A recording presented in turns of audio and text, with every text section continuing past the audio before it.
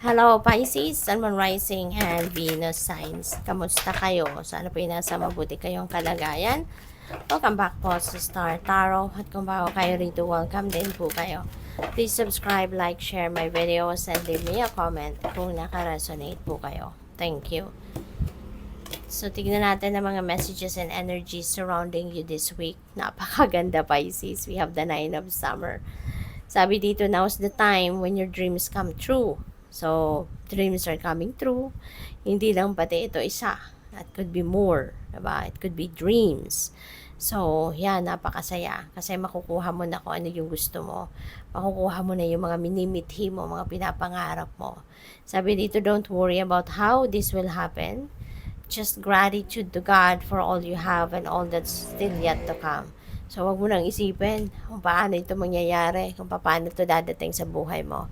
Ang isipin mo, magpasalamat ka. 'Di ba? Be grateful agad-agad ngayon pa lang. Magpasalamat ka na para lahat ng biyaya dumating na or lahat ng pangarap mo ay dumating na, 'di ba? Who knows, bigyan ka pa ng extra bonus ng universe, 'di ba? Wow. 3 of Spring. Swerte ninyo ngayon, Pisces. That's really good, no? Napakaganda. Sabi dito, stop to take time to review and make long-term plans, capitalizing upon your past successes. So, siguro talaga, marami na din kayong tagumpay. Small successes, big successes na natanggap ninyo in the past. At ngayon, parang hinihingian kayo ngayon or in-encourage kayo ngayon ng spirit na magplano kayo, long-term plans, and gawin ninyong inspiration or motivation yung mga tagumpay ninyo na pinagdaanan. Kasi mas lalong gaganahan kayong magdiskarte, gaganahan kayong magplano kasi mas inspired kayo, no, dahil sa mga nakaraan na ninyong mga ginawa.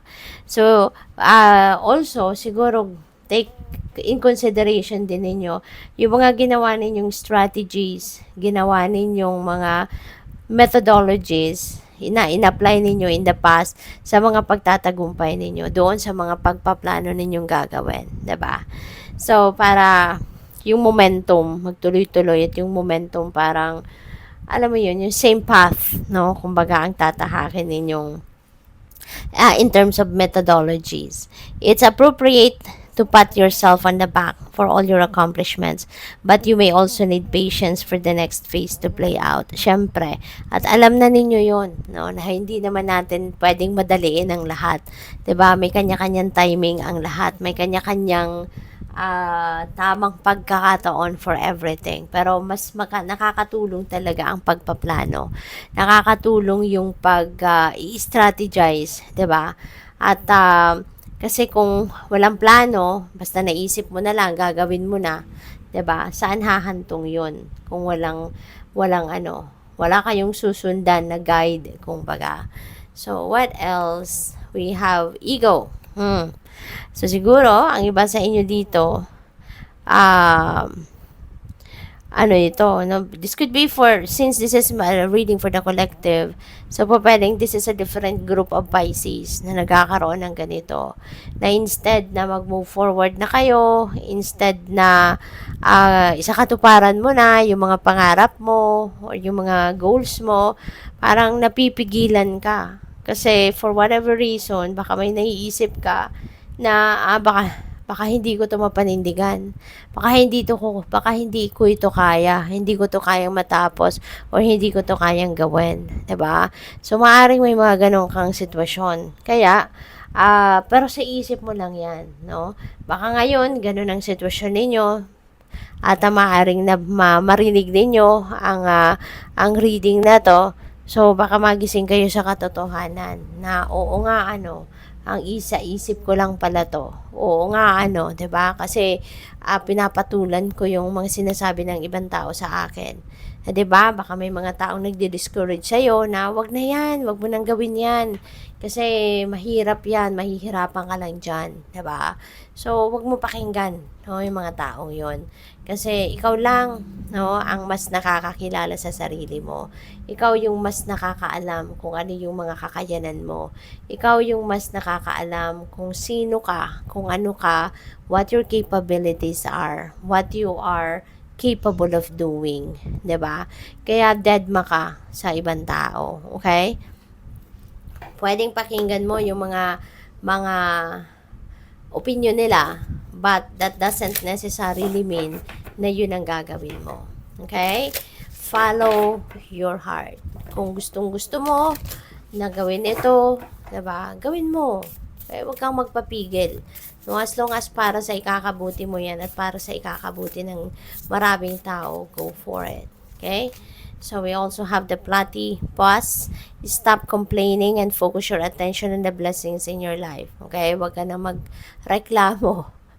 Alright? Stop complaining. No? At mag-focus ka na lang doon sa kung ano ang meron ka. Magpasalamat ka sa kung ano ang meron ka sa ngayon. Yun ang pagyamanin mo. Yun ang i-enjoy mo. Yun ang i-embrace mo.